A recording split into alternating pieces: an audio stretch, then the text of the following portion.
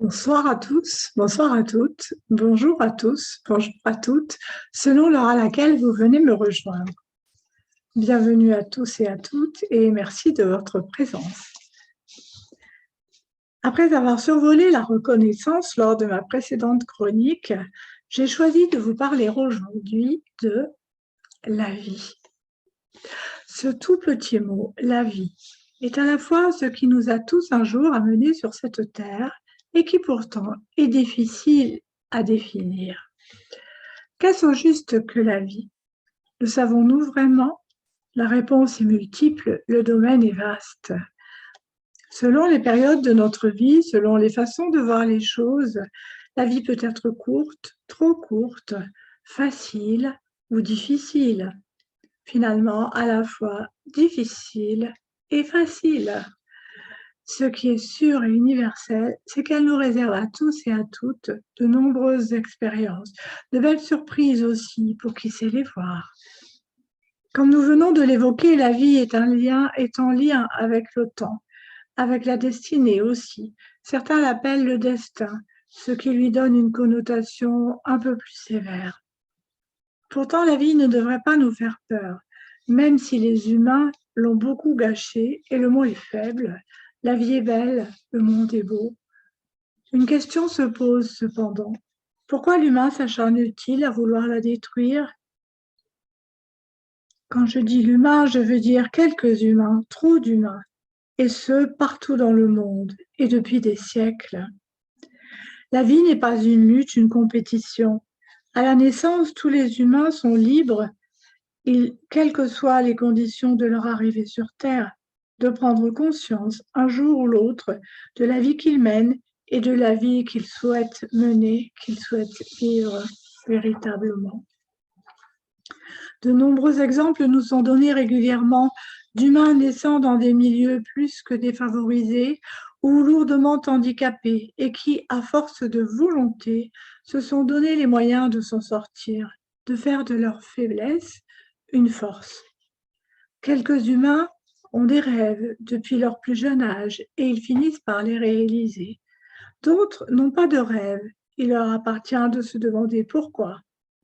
D'autres encore n'avaient pas de rêve particulier et pourtant la vie leur a fait découvrir sa magie dès lors qu'ils la reconnaissent. Auparavant, ils s'aperçoivent d'abord que seuls les humains ne sont rien. Ils découvrent que seuls, ils doivent dépenser énormément d'énergie, alors qu'ensemble, l'énergie de chacun est démultipliée. En ces temps particuliers, l'humanité est soumise à rude épreuve et mise à contribution à titre personnel d'abord. De plus en plus nombreux sont ceux et celles qui ont ouvert les yeux et le cœur aussi. Pour certains et certaines, les voiles commencent à se lever et partout dans le monde se manifestent des élans d'amour, de fraternité, d'humain à humain. L'humanité avait perdu son sens originel lorsqu'il était question d'humanisme, qui ne consistait en fait qu'à mettre l'humain au centre de tout, comme celui qui contrôle tout. Je préfère et de loin le mot humanitarisme, qui s'intéresse davantage au bien que l'on souhaite apporter à l'autre, à ses semblables. Il y a de nombreuses manières de venir en aide à l'autre, et elles ont toutes à la portée de chacun, de chacune. Elles permettent à tous les humains de redevenir humains avec un grand H.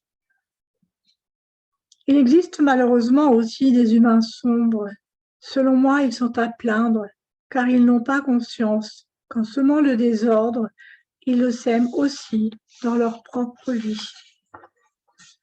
En agissant de la sorte, en semant ce qu'ils sèment, ils se privent de l'essentiel, l'irremplaçable, l'amour, la puissance de l'amour.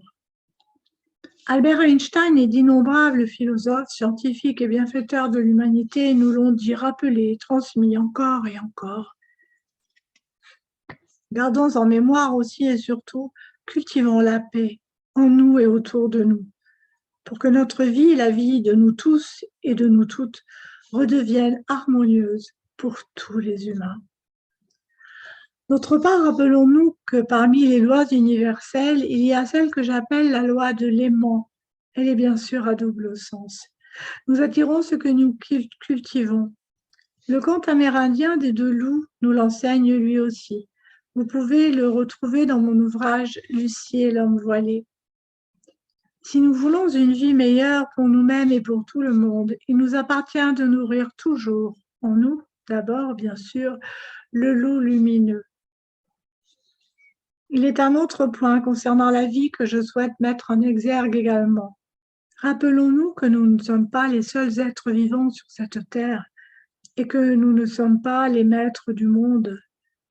Nous sommes tous interdépendants d'une part, et d'autre part, nous dépendons aussi des autres règnes vivants, et notamment du règne animal et végétal, parmi lesquels les arbres, qui jouent un rôle capital.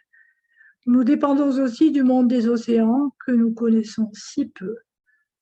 Nous avons tellement à apprendre. La respecter la vie, c'est nous respecter nous-mêmes. Par ailleurs, se plaindre de ce qui ne nous convient pas, juger l'autre constamment ne sert à rien. Ne voir que l'obscurité autour de nous n'apporte rien à personne. Lorsque nous nous trouvons dans une pièce sombre, que faisons-nous? Restons-nous prostrés dans l'obscurité? Non, nous allumons la lumière. Il y a différentes façons de le faire.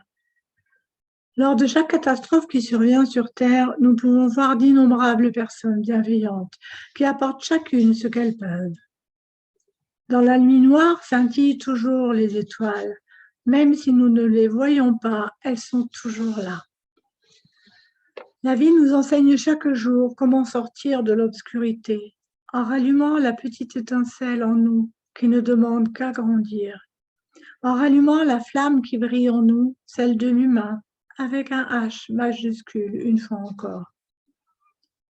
Le souffle de la vie nous a été donné. Sachons en être dignes. La vie n'est pas quelque chose d'abstrait, elle est en nous. Il nous appartient de naviguer avec elle. Nous n'avons pas à la subir. Soyons les acteurs et les actrices de notre vie.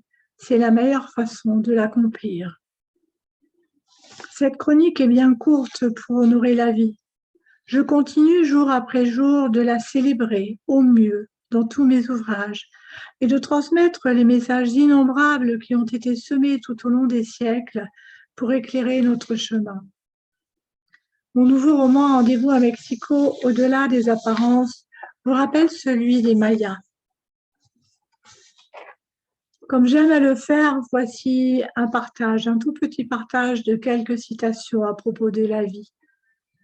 Ma vie est mon seul enseignant, nous disait Gandhi. La vie bien employée est longue, nous disait quant à lui Léonard de Vinci. Et pour terminer cette courte série de citations, j'ai envie de dire mon ami Paulo Coelho, dont je me sens très proche, qui nous dit quant à lui, dans la vie, tout est signe. Pour terminer cette nouvelle chronique, cette chronique d'aujourd'hui, je vous pose à nouveau cette question. Pour vous, que représente la vie, votre vie? Peut-être qu'après réflexion, elle aura trouvé un autre sens ou un sens nouveau pour vous. Dans l'esprit des 3 maîtres précités, je conclurai par ce souhait. Que l'enseignement que nous transmet la vie à travers les signes, à travers ces signes, soit perceptible par le plus grand nombre d'humains, afin qu'elle soit bien employée. Et dans le contexte actuel particulier, je nous souhaite aussi le retour à une vie la plus harmonieuse possible, partout dans le monde et dans le monde intérieur de et pour tous les humains. Merci pour votre présence et votre écoute. Merci pour votre fidélité, ainsi que de continuer à faire connaître cette chronique, de cultiver la paix, bien sûr, lapsus, et merci de continuer à faire vivre cette chronique, si je vous dis, en vous y abonnant et en la partageant. Merci encore, à bientôt.